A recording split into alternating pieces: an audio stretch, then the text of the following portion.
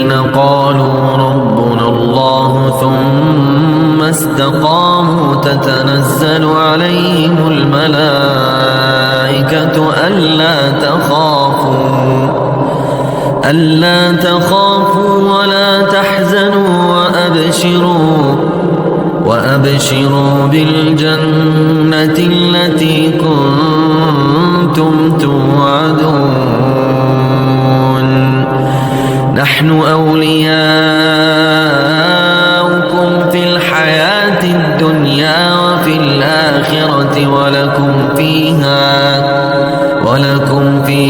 ما تشتهي أنفسكم ولكم فيها ما تدعون نزلا من غفور رحيم.